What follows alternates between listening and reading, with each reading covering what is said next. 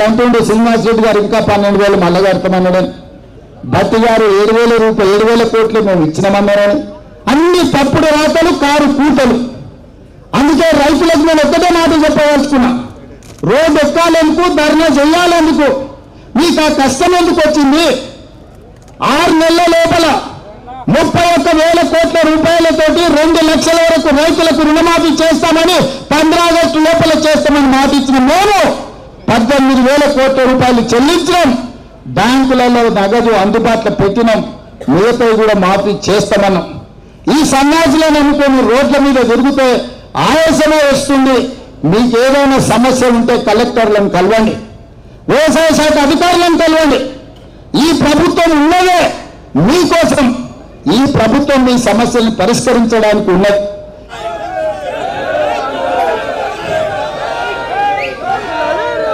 ఆశామాసిగా అల్లా తప్పగా అక్కడ ఎవరో విగ్రహం పెడుతున్నారని మీరు అనుకుంటారేమో, మేమే పెట్టినాం. ఒక పక్కన అమరవీరుల స్థూపం, ఇంకొక పక్కన తెలంగాణకు పరిపాలన అందించే సచివాలయం, ఆ మధ్యలో రాజీవ్ గాంధీ విగ్రహం. లక్షలాది మంది దేశం యొక్క స్వతంత్రం కోసం, ఈ దేశ సంపదను కాపాడే ప్రతి యువతకు ఆదర్శంగా ఉండే వ్యక్తి రాజీవ్ గాంధీ.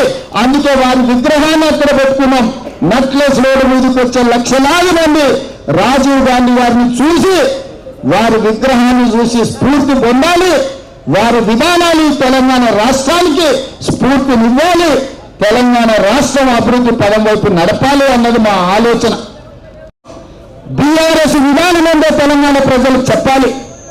మీరు బీజేపీలో విలీనమవుతున్నారంటే కాదు మేము చర్చలలోనే ఉన్నామంటారు. మీరు విలీనమవుతారో మీరు మలీనమవుతారో మాకు సంబంధం లేదు. ఇవాళ ఈ సభ్యులో జరిగిన కుంభకోణం మీద కేసీఆర్ విధానం ఏందో కేసీఆర్ మాట్లాడాలి. ఇవాళ కేసీఆర్ ఎందుకు ఈ విధానాన్ని ప్రశ్నిస్తూ ఈ ట్విట్టర్ తిన్ను తన ట్విట్టర్లో పెట్టట్లేదని నేను అడుగుతున్నా. అక్కడికి వచ్చేది అక్కడికి రాండి. ప్రతి చిల్లర మల్లర విషయంలో స్పందించే కేటీఆర్ ట్విట్టర్లో ఎందుకు ఈరోజు ఈ దోపిడీని, ఈరోజు అదానికి దేశాన్ని దోషపెడుతుంటే ఎందుకు ట్విట్టర్ తిన్ను ఈరోజు మాట్లాడతలేరని నేను అడుగుతున్నా. టీఆర్ఎస్ వాళ్ళకి పట్టులేదా? ఈ దేశ సంపద దోస్తుంటే బీజేపీకి అనుకూలంగా మీరు ఉన్నారని ఇది ఒక్కటే స్పష్టమైన సాక్ష్యం కదా. నిజంగానే బీఆర్ఎస్ బీజేపీలో విలీనం కాకపోతే,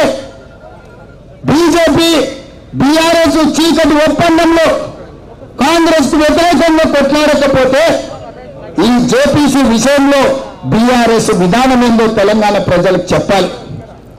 గొప్ప పదవిలో ఉన్న పార్టీ పిలుపు మేరకు నిరసన కార్యక్రమాలలో పాల్గొనాల్సిందే.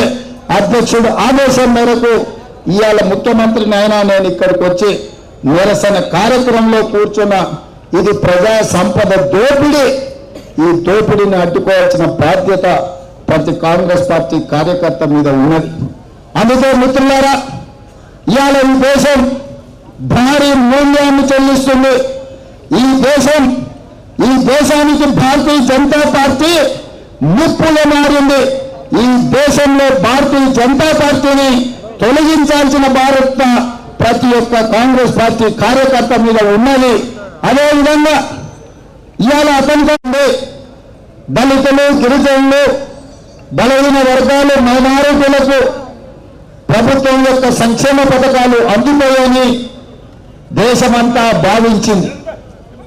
కానీ 2014లో ప్రధానమంత్రిగా నరేంద్ర మోడీ గారు బాధ్యత తీసుకున్న తర్వాత ఈరోజు వెనక్కి తిరిగి చూస్తే 1947 ఆగస్టు 15 తారీఖు నుంచి దేశ స్వతంత్రం వచ్చినప్పటి నుండి 2014 వరకు దాదాపుగా 66-67 సంవత్సరాలు పరివార్ని अदानी को बचाने के लिए, किसी का आवाज सुनने के लिए वो लोग तैयार नहीं है।